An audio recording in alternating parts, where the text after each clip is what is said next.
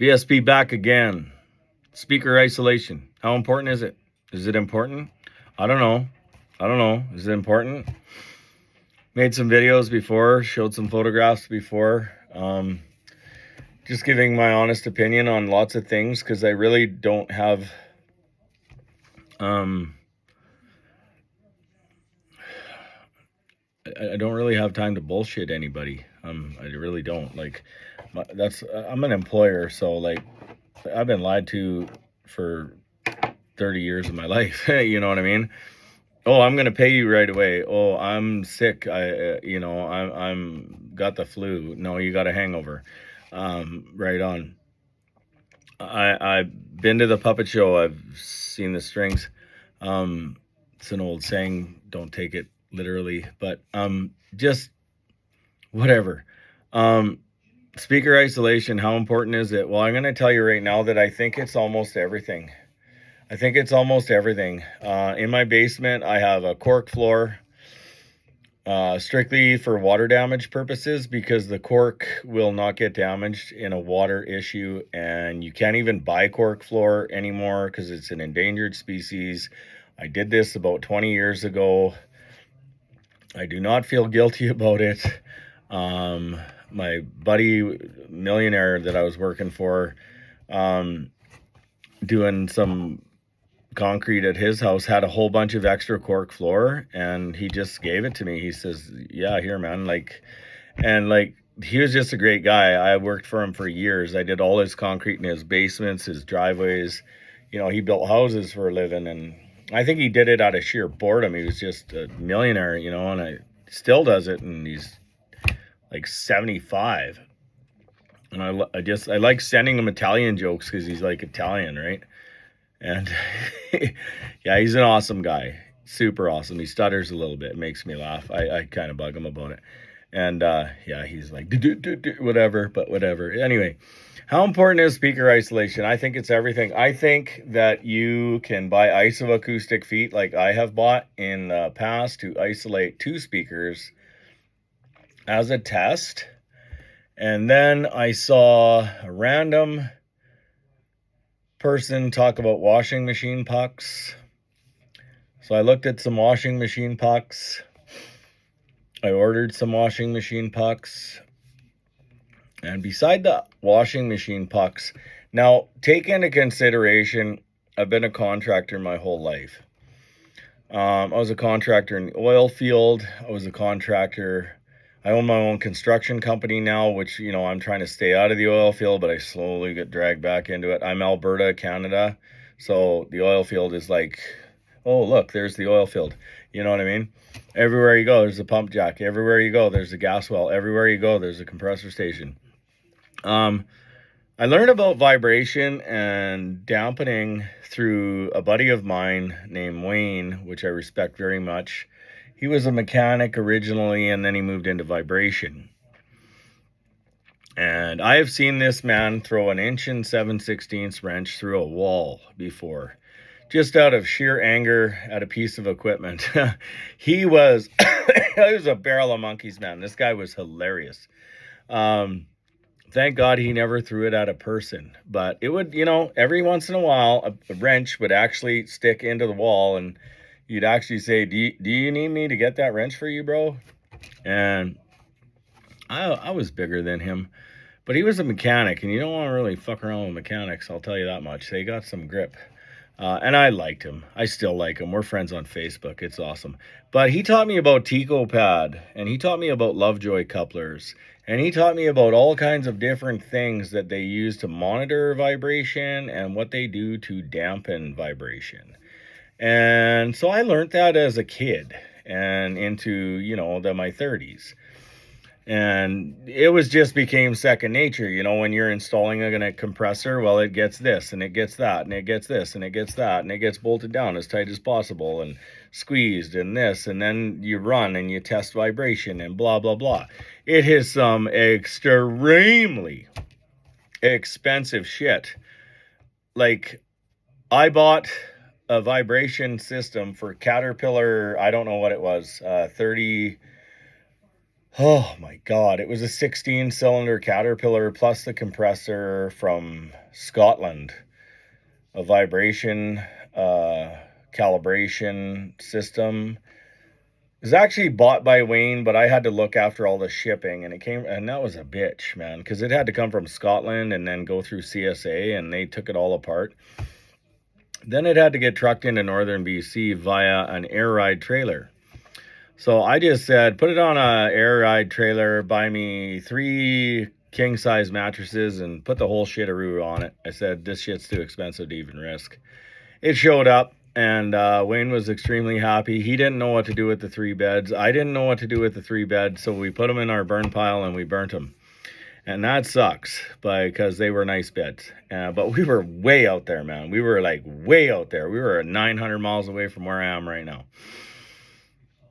So, that being said, got the isoacoustic feet. What do they do? What do they do? What do isoacoustic feet do? Well, they open your soundstage. It's almost like having a DAC. Like a DAC that opens your soundstage. Not gonna lie to you.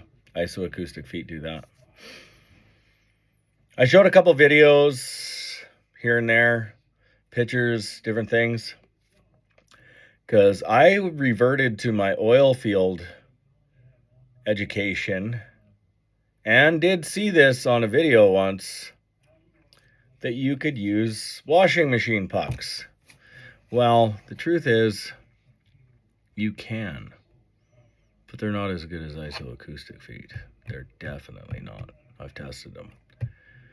But they were like $8 on Amazon, so it gives a shit, right? Well, for $13 on Amazon, you can get 8 of these. They're foam. They are 3/4 of an inch thick. They remind me of Teco-Pad. Teco-Pad is made out of cork. I have Teco-Pad on the bottom of my anvil. The bottom of my anvil stand, sorry. My anvil sits in not an epoxy, but a very, very, very expensive silicone. And then it's surrounded, and horseshoes hold all my hammers and different things like that, because I forge a little bit. I'm into a little bit of everything. I'm kind of a nerd junkie. Anyway, these reminded me when it's $13. I give a fuck, man. I'm going to order them. I got them, and I got 8. And my first test was to swap out my isoacoustic feet and put these in. $13. Not pretty. Isoacoustic feet are sexy. They're sexy as hell. Oh, let me tell you. They're the lady in red, I'll tell you. What was the difference? What was the difference? There was no difference. These are the same thing. They're isolation feet. Where am I going with this video? Okay. I have I did a review. It's a while ago. The Transpulse Magnet T1500. I had a kid over today. I'm allergic to grass. He cut my lawn. I paid him. I also gave him a company shirt because he used to work for me. He's a little bit slow, but I really like him. He's a good kid. He's 25. And I paid him $100 to cut my lawn because I like him. And he drove his bike all the way to my house because he knew that, well, he knew I'd probably give him $100 probably. Anyway, I brought him upstairs. The Transpulse are frickin', I got to be on the ground. I got to get these things underneath it. I got to do whatever. And I just needed him to push the speaker back as far as he could go, and I could slide 2 under the back. And then I needed him to slowly move it down and then put them under the front of the speaker. So I'm carrying most of the weight because it's like this under that speaker. So you got the back, and then you got the front, and the front is connected, and you got that stupid logo that says Magnet, but I don't know. I can't see it. My dog beds are in the way. Anyway, so I was on the phone with my aunt. We had somebody pass away in the family back east. We talked for a while. Not long enough. My aunt's getting up there in the years, and I absolutely love having conversations with her. She brings me right back into my childhood every time I talk to her. And I love that about her. Anyway, so once I was off the phone, I threw on YouTube for a few minutes. I cooked myself up some dinner. I had a quick decaffeinated coffee. Helps me relax, honestly, like before I go to bed. It's like 11 o'clock. And then I threw on Invincible by Tool, which is one of my favorite songs to really hear mid-range, because there's so much six string. There's like Adam and his six string is just, oh. And then you can hear some bass because you got Danny on the double kicks, 24-inch. And, you know, that's real, not generated bass. You know what I mean? It's not digitally generated. It's bass, man. It's like kick drum bass. Even a six string is like mids and bass too, in a way. And then you got a little bit of bass guitar in there too, and you can hear that. Well, I'm going to tell you right now, man. I am going to tell you right now. I had those Transpulses downstairs, and I don't know if I really like them, and I was running 220 watts to them, and I don't really know if I love them. But I wanted to bring them upstairs, and because they were just sitting there, and I was just like, oh my God. They were $2,500. I got them for $999. I bought them off a review. Andrew Robinson did a review. It was a great review, and he said they were so much fun. Here's the fun. This is the fun. That opened up that speaker like you have no idea, man. No idea. As soon as I was like, okay, I went right to 7 minutes and 30 seconds into that song. I know that song inside and out. And Adam kicks in with his six string, and he just starts just right at about 8 minutes. And then Danny starts kicking in at about 8:43 with the double kicks. And you're just like, wow. That speaker is totally different. It is totally different, but the same, but different. Like, it is just floating in space with bass. I'm like, whoa. So what did I do? I found Hedegaard and threw on ratchets. They made my Cerwin Vega 15s out in my garage look foolish. And I'm throwing way more power to my Cerwin Vegas in my garage. They looked foolish. So you know what?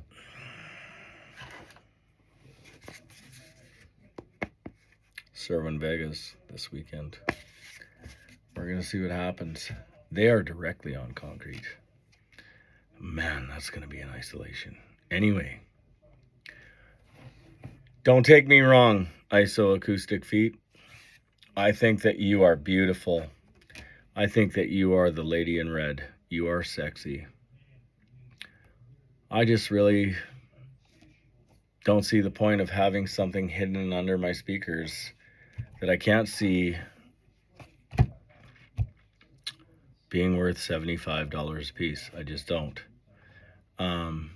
Do I have them for my record player? Sure I do. Do I think they're sexy? Yeah, I love looking at them. Do they do something? You goddamn right they do. I know. Anyway, it's my video on speaker isolation. I think it's vital. I think that anyone who owns a pair of speakers and wants to sell them or doesn't enjoy them or whatever, get your isolation. Get some isolation in between the ground and the speaker and let it float. Let it levitate, you know, like the Levites. I don't know what tribe of Israel they were, but, you know, that means levitate. You know what I mean? Levite, levitate. We were different human beings 6,000 years ago than we are today. And I'd love to time travel back in time 6,000 years just to see exactly how stupid of a human being I actually am. Because there's fluoride in the water and all kinds of terrible shit in our food. And they never had that back then. I wonder how much smarter than us they were. Anyway, take it for what you will. For $13 on Amazon,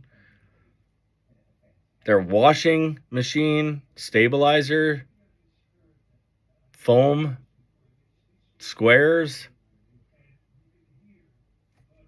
they do the same thing as ISO pucks. And they open your soundstage. It's like owning a DAC. Like, I shit you not, man. That is not snake oil. No shit. VSP is out, and feel free to